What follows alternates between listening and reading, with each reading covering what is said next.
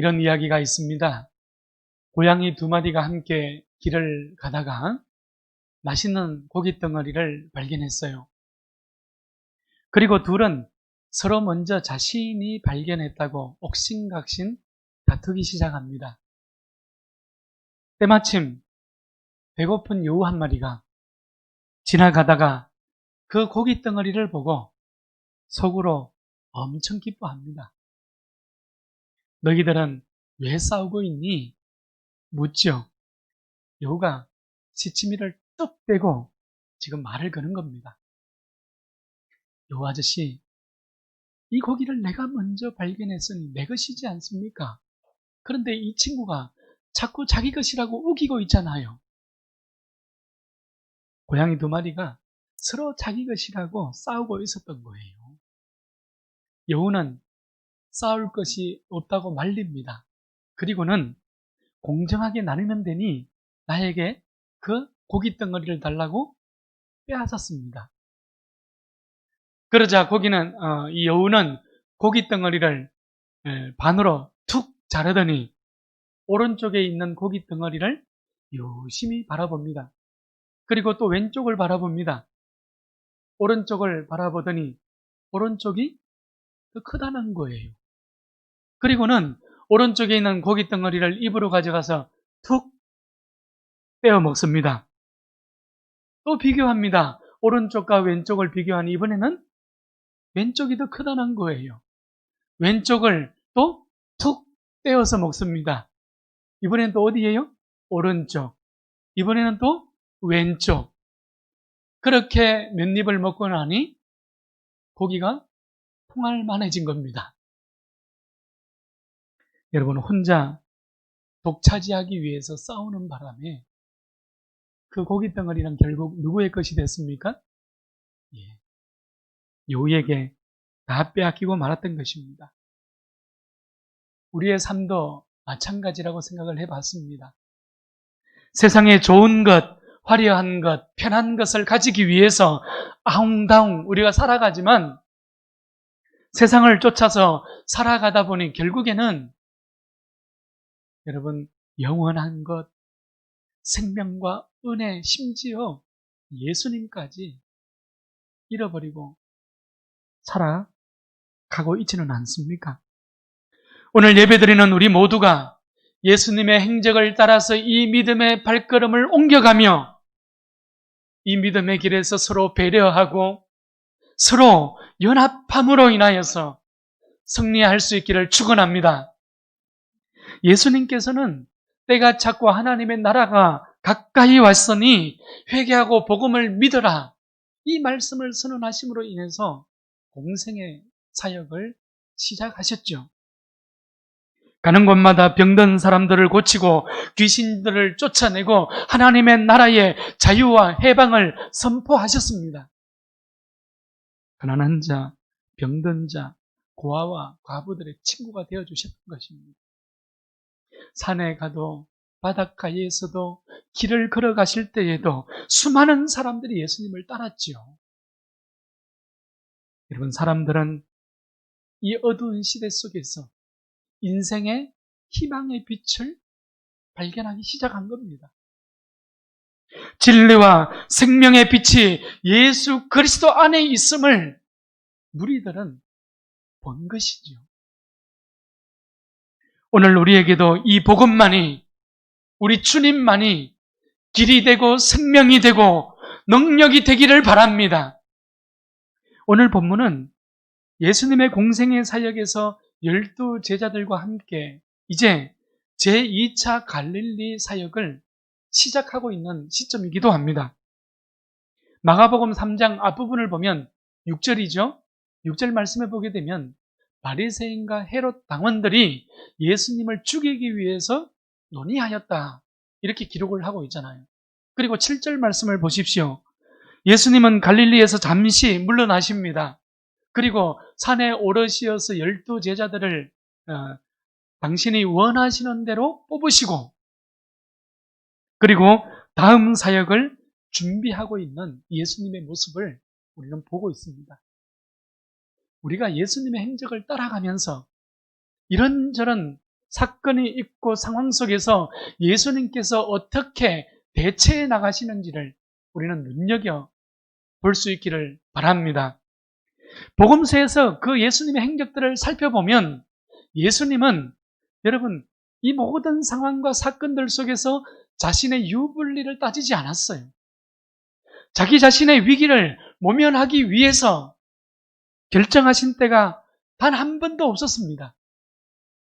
예수님은 그렇게 걸어가시지 않으셨단 말이에요. 오직 하나님의 나라를 향하는 분명한 방향성을 가지고 예수님께서는 그 모든 상황과 그 모든 사건들을 이끌고 가시는 것을 우리는 보게 됩니다. 그래서 때로는 연민의 마음을 품고 사랑하셨지만 또 때로는 그 분노를 통하여서 갈등을 일으키고 계시는 예수님의 행적을 우리는 찾아볼 수 있게 되는 것이지요. 연합과 갈등이 함께 공존하는 예수님의 사역입니다.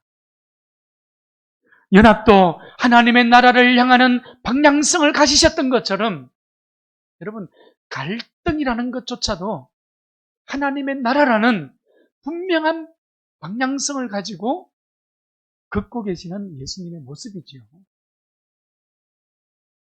마치 칼과 칼집의 모습입니다.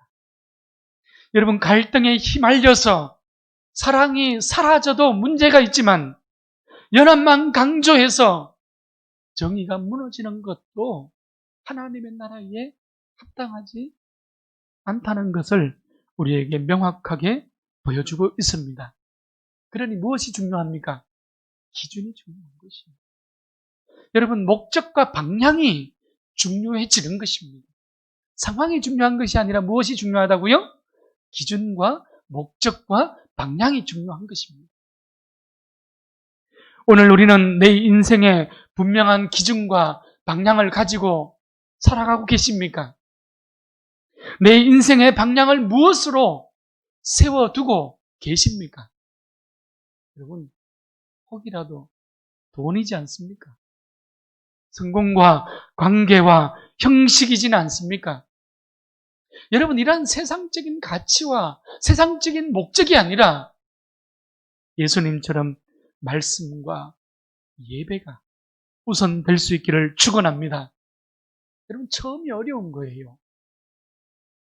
결단이 어렵습니다. 그러나 한 번이 몇 번 됩니까? 2번 되는 것이에요. 2번이 10번이 되고 10번이 100번이 되고 100번이 습관이 되어서 내 인생을 바꾸는 것입니다.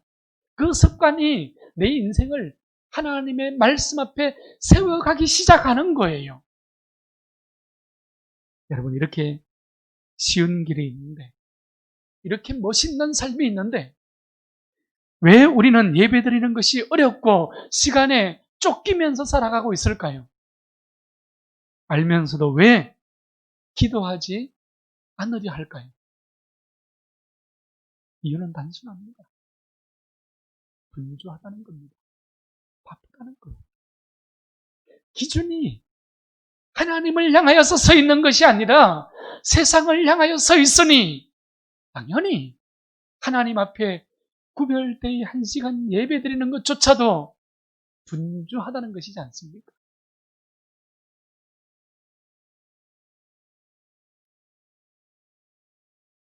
주일이 지나면 또 후회합니다.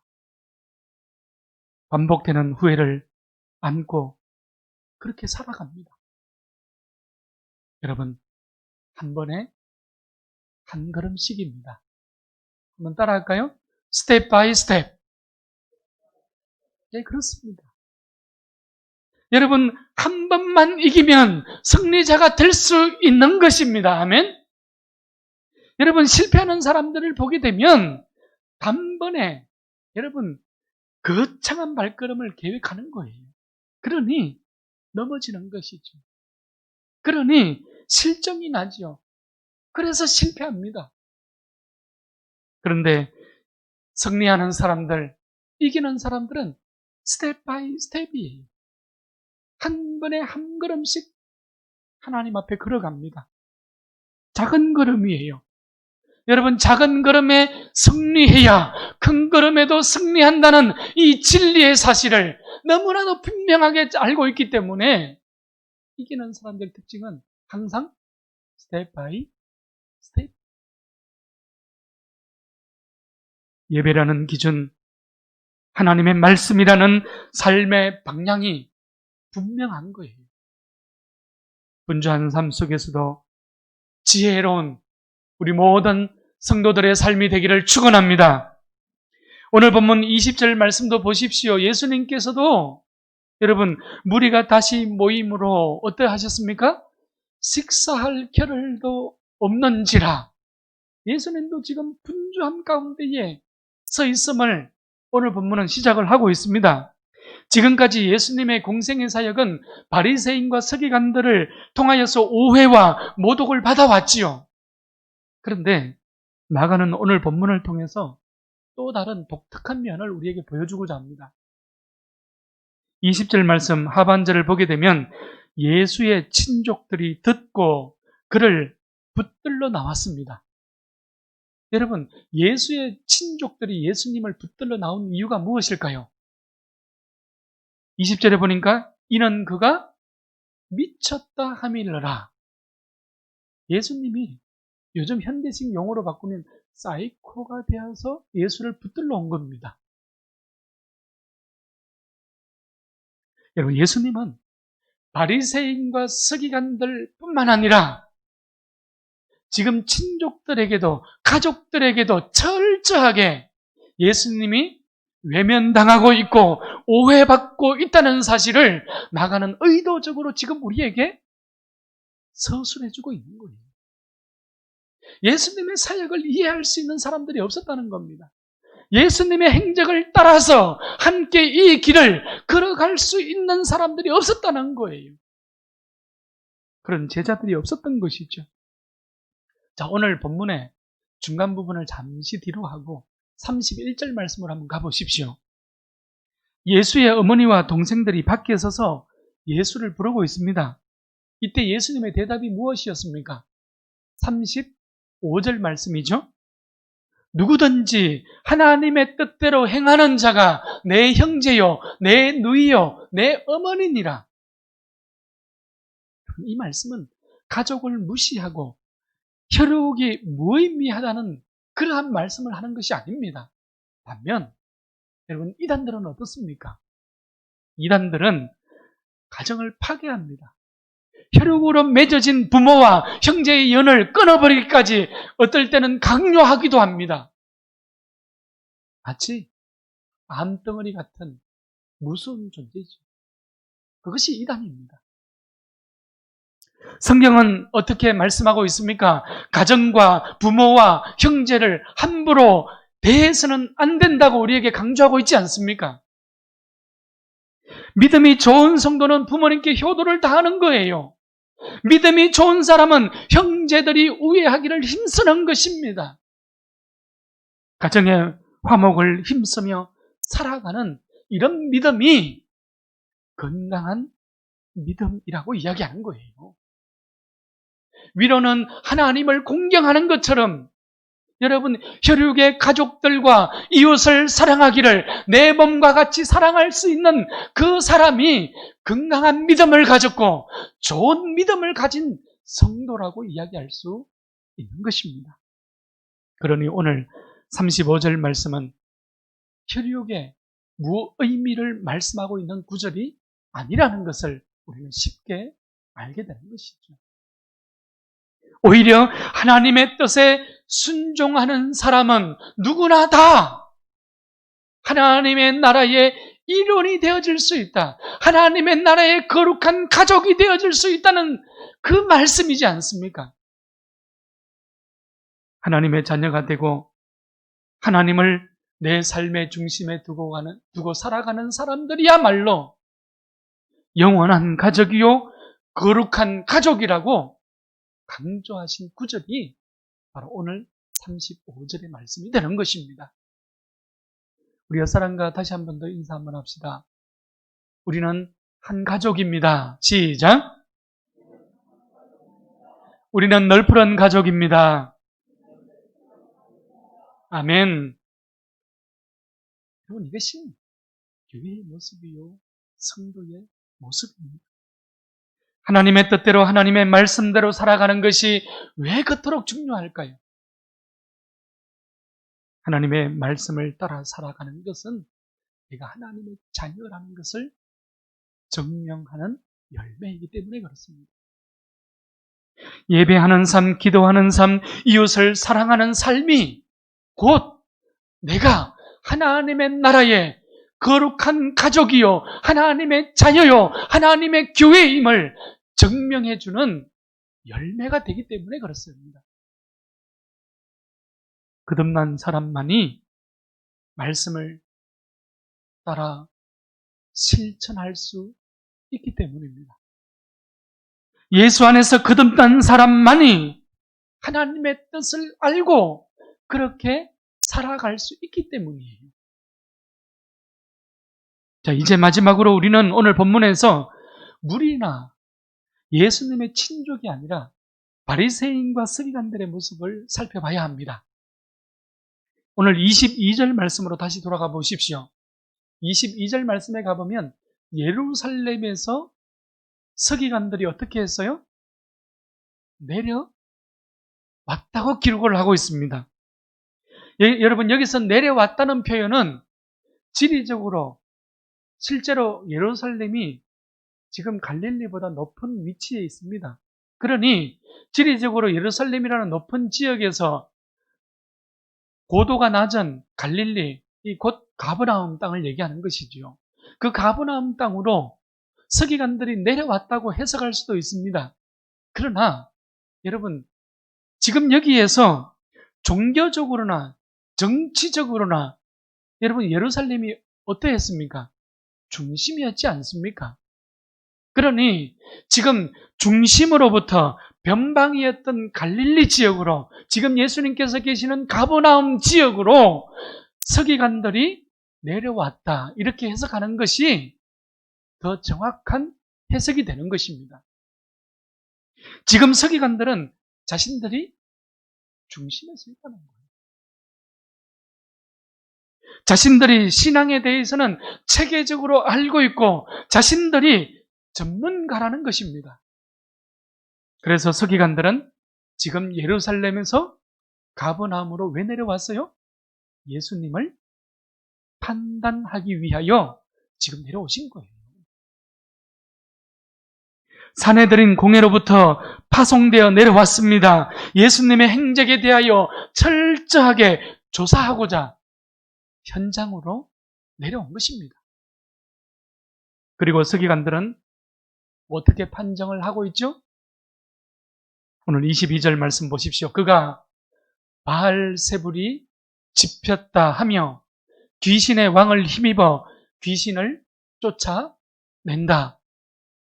여러분, 이 말은 예수님이 사탄의 대행자가 되어서 예수님께서 사탄의 힘으로 사탄을 쫓아냈다고 판정하고 있는 거예요.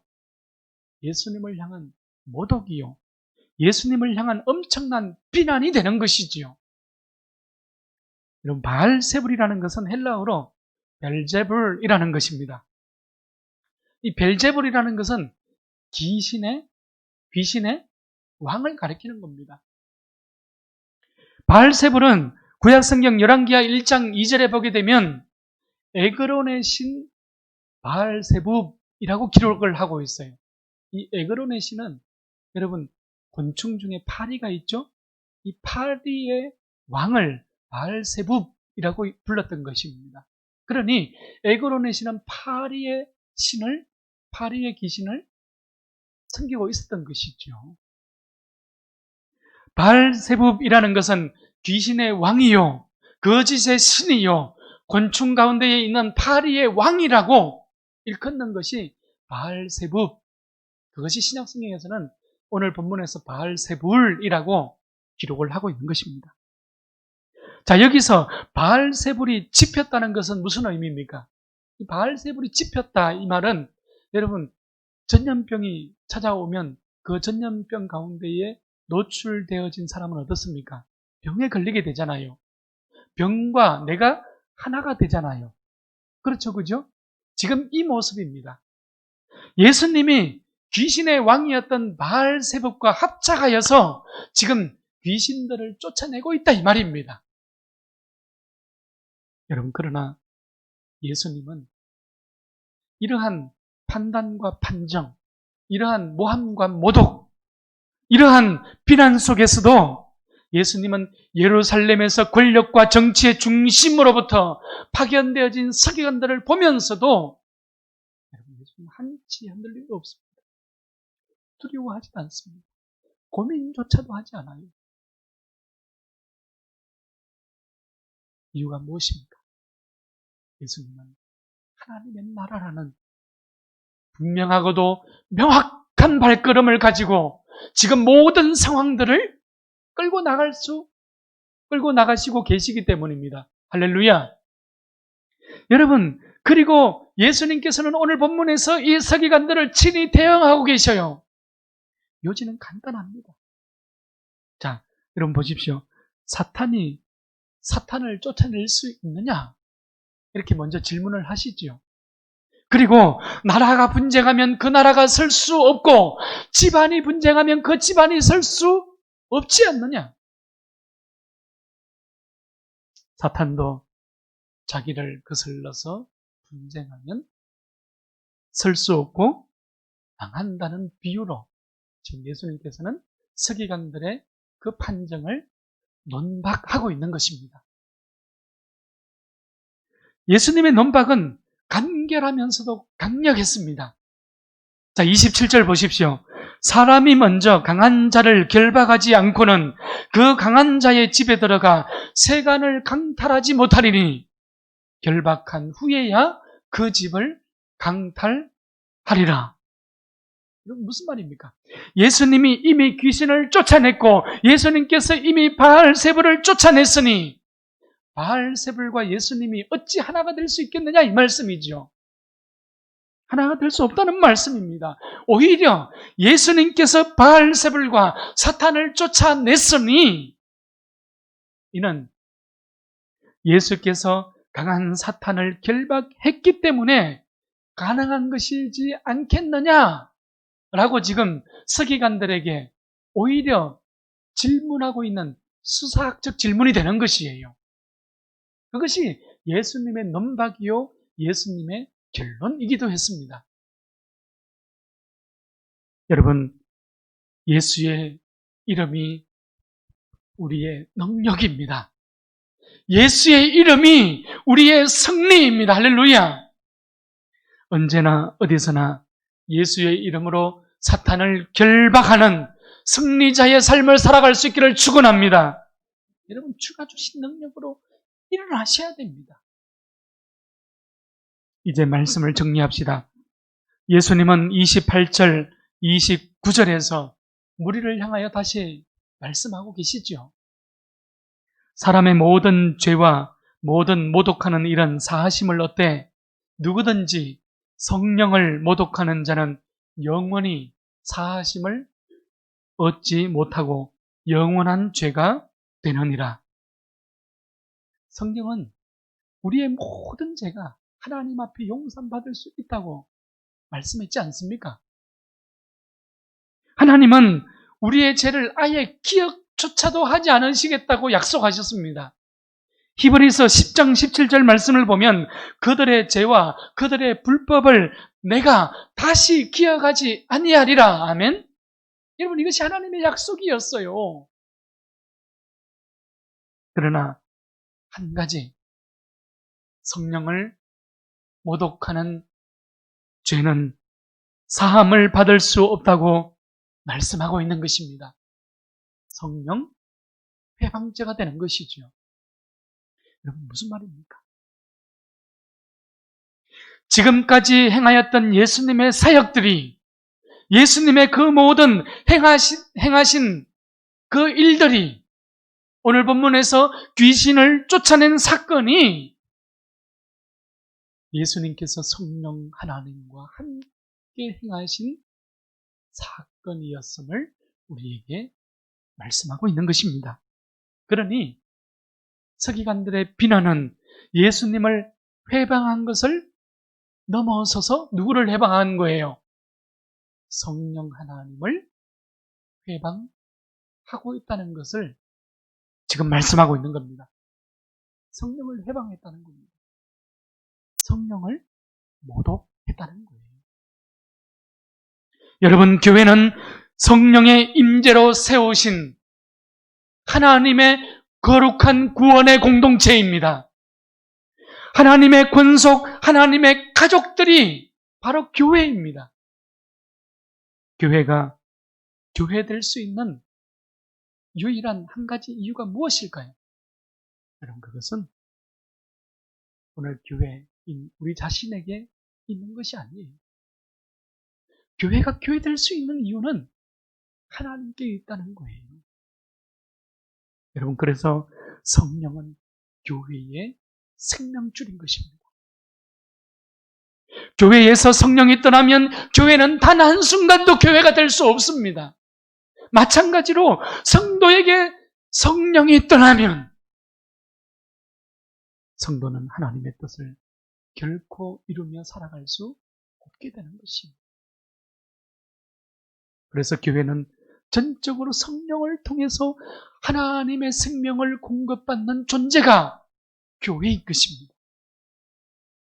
오직 성령을 힘입어 성령으로 성장하고 성령을 힘입어 부흥하는 것이 교회요 성도의 삶이라고 오늘 본문은 우리에게 말씀하고 있는 것입니다. 그래서 교회는 성령을 힘입어 거룩하게 됩니다. 성령을 힘입어 연합하고 성령을 힘입어 생명을 흘러보내는 생명 공동체가 될 수 있는 것이에요. 그래서 성도는 항상 성령의 음성에 귀를 기울일 수 있어야 합니다. 그래서 성도는 성령의 능력만 붙잡고 성령께 전적으로 순종하는 삶을 살아갈 수 있어야 하는 것입니다. 여러분, 헬라어에 보게 되면 연합이라는 단어가 쉼휘토스라는 단어예요. 이 쉼이라는 것은 함께라는 전치사입니다. 그리고 휘오라는 이 단어가 합성되어서 만들어진 합성어가 쉼히토스라는 것입니다. 여기서 휘오라는 것은 자란다, 싹튼다, 성장한다 이런 의미를 가지고 있거든요. 그러니까 여러분 함께 심기어졌고 함께 자라가고 함께 연합하여서 성장해 가는 것이 연합이라는 쉼휘토스라는 단어의 의미가 되는 것입니다. 우리 늘푸른 교회가 이 시대 속에서 성령의 능력 안에서 함께 심기어지고 성령의 능력 안에서 함께 자라나고 성령의 능력 안에서 함께 연합함으로 인해서 하나님의 나라를 힘있게 세워가는 거룩한 교회, 거룩한 성도들의 삶의 자리가 될 수 있기를 주의 이름으로 축원합니다.